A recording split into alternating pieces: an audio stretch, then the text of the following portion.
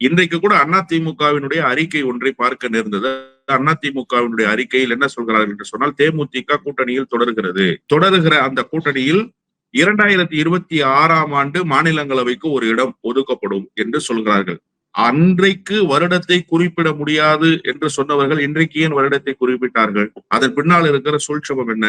அதிமுக தேமுதிகவை தங்களோடு தக்க வைத்துக் கொள்வதற்கு இந்த மாநிலங்களவை சீட்டை ஒரு துருப்பு சீட்டாக பயன்படுத்தி இருக்கிறார்கள் என்றுதான் புரிந்து கொள்ள வேண்டும். அதுதான் அங்க இருந்த செக்மேட் என்று சொன்னேன். முதல்ல அறிவிப்பு வெளியான உடனேயே 2026 தேமுதிகவுக்கு ஒதுக்கப்படும் என்று சொன்னதற்கு பின்னால் 2026 எங்க கூட்டணியில நீங்க இருந்தா உங்களுக்கு எம்பி, நீங்க எங்க கூட்டணியில இல்லைன்னா உங்களுக்கு எம்பி இல்ல அப்படிங்கிற அந்த ஒரு பார்வைதான் அதிமுகவினுடைய அறிவிப்பில் இருந்து வெளிப்பட்டது. ஆனால் பிரேமலதா இன்றைக்கு பத்திரிகையாளரை சந்தித்ததற்கு பிறகு எங்களுடைய கூட்டணி குறித்து அறிவிப்பை நாங்கள் வெளியிடவில்லை என்று அவர் நேரடியாக எந்த தகவலையும் சொல்லல. ஆனா ஏற்கனவே அவர் ஊடகவியலாளர் சந்திப்புல ரொம்ப தெளிவா சொன்னாரு, ஜனவரிக்கு பிறகு முடிவெடுப்போம். இன்னைக்கு அவர் மிக முக்கியமான செய்தி ஒன்றை சொல்லி இருப்பதாக நான் பார்க்கிறேன்.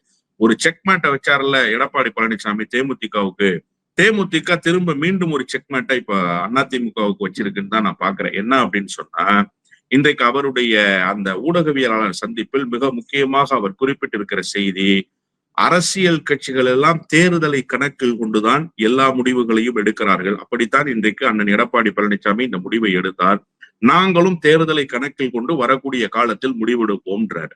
நேரடியாகவே இன்னைக்கு என்ன பண்ணிருக்கணும், இவங்க கொடுத்த ஆஃபரை அக்செப்ட் பண்றோம்னு சொல்லியிருக்கணும், கூட்டணியில தொடர்றோம்னு சொல்லியிருக்கணும். அப்படி எதையும் பட்டவர்த்தனமாக அறிவிக்காமல் மேம்போக்காக சாடுகிற வகையில் சாடிவிட்டு, ஒரு வகையில் நாங்கள் ஏற்றுக்கொள்கிறோமா இல்லையா என்பதை பின்னாளில் அறிவிப்போம் என்று சொல்லி இருப்பதன் மூலமாக எதை சொல்கிறார் என்று சொன்னால், நாங்கள் இந்த கூட்டணியில் தொடருவதும் தொடராமல் இருப்பதும் எங்களுடைய சொந்த முடிவு, அதை அதிமுக முடிவு செய்யக்கூடாது என்று ஒரு தலைவர் என்கிற நிலையிலிருந்து பிரேமலதா இன்றைக்கு வெளிப்பட்டு விட்டார் என்றுதான் நான் புரிந்து கொள்கிறேன்.